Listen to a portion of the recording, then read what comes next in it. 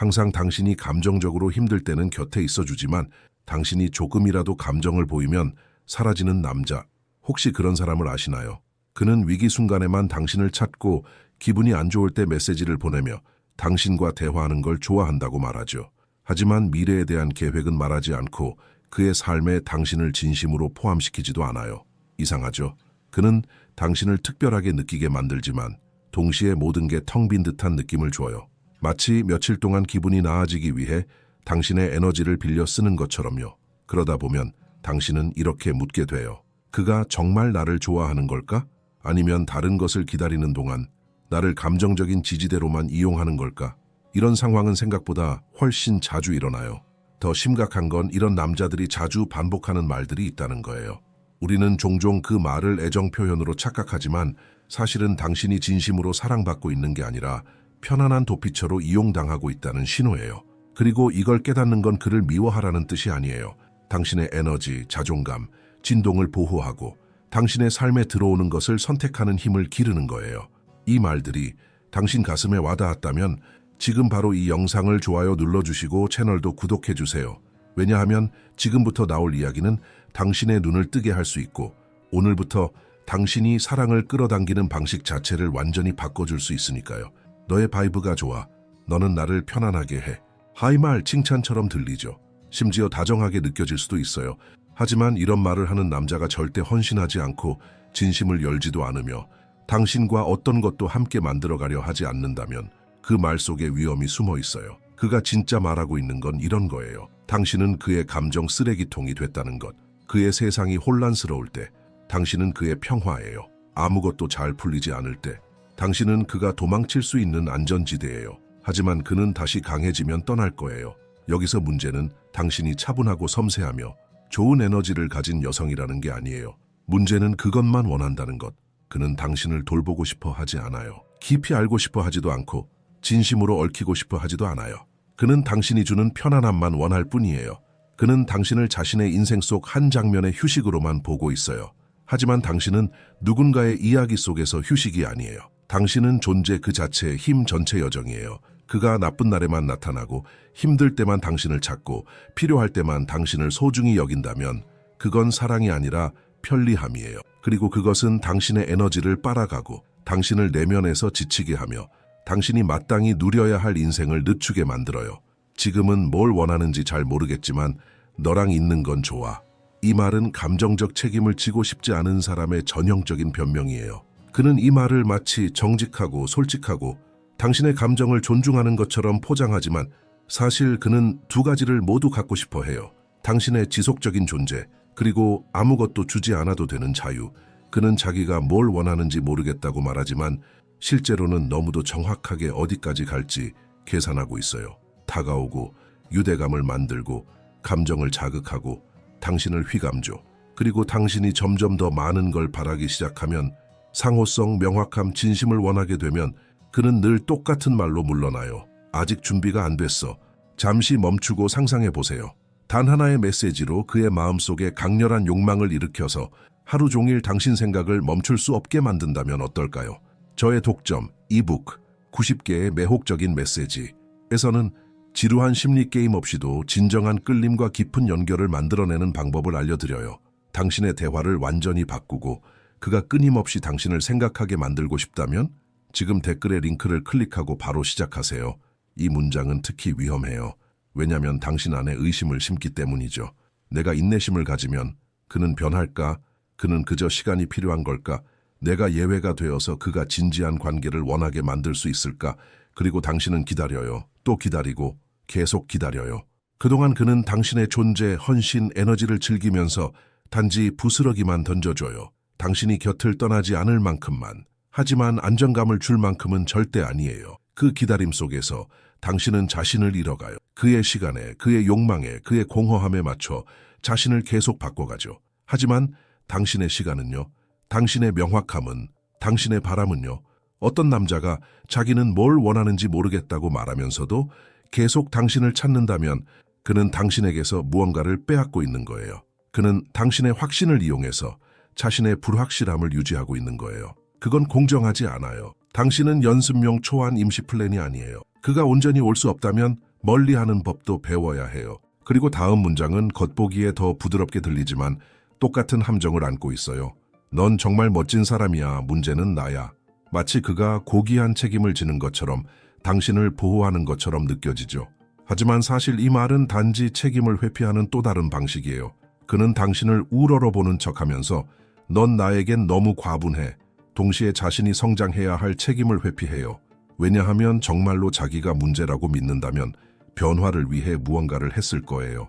도움을 구하고 두려움을 마주하고 자신을 변화시켜서 당신에게 걸맞은 사람이 되려고 노력했겠죠. 하지만 그는 그저 말만 하고 아무것도 바꾸지 않아요. 그리고 계속해서 당신을 실망시키고 혼란스럽게 만들고 변화 없는 관계에 당신을 묶어두죠. 사실 이런 남자는 스스로를 망가진 사람, 상처 입은 사람이라 생각하면서 그 안에 편안함을 느껴요. 왜냐하면 그래야만 자신의 무관심, 무책임, 무성의를 정당화할 수 있으니까요.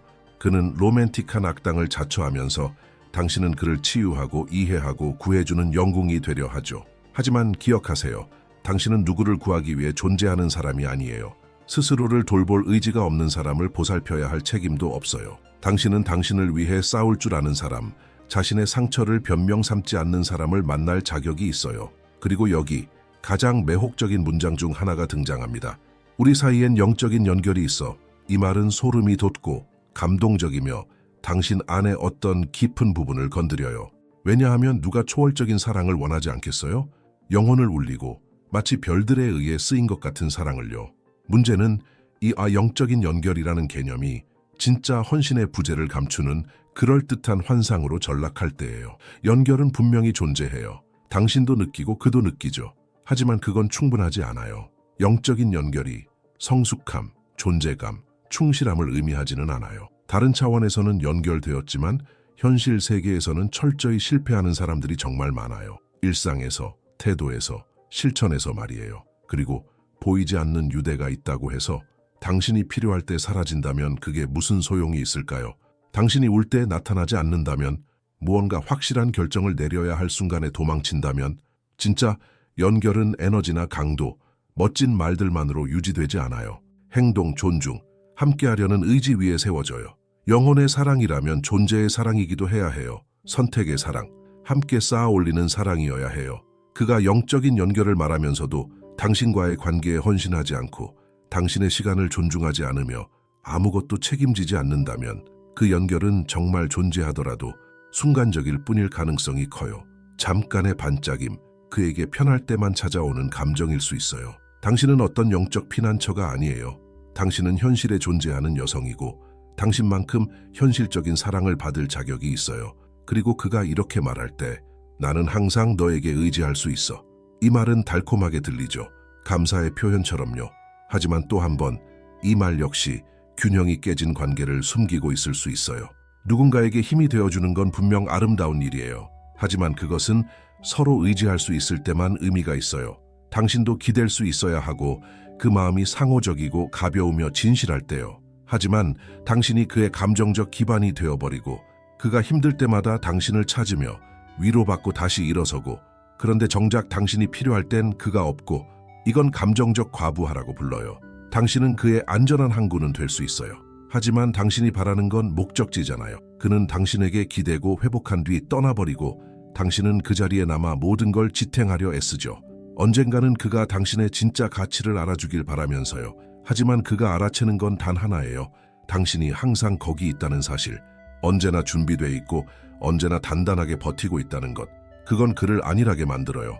건강한 사랑은 한 사람이 일방적으로 버티는 자리가 아니에요. 둘이 함께 지탱하는 공간이에요. 그가 당신에게 의지할 수 있다고 해도 당신이 늘 홀로 무게를 짊어지고 있다면 그건 사랑이 아니에요. 다정함으로 포장된 감정적 의존일 뿐이에요.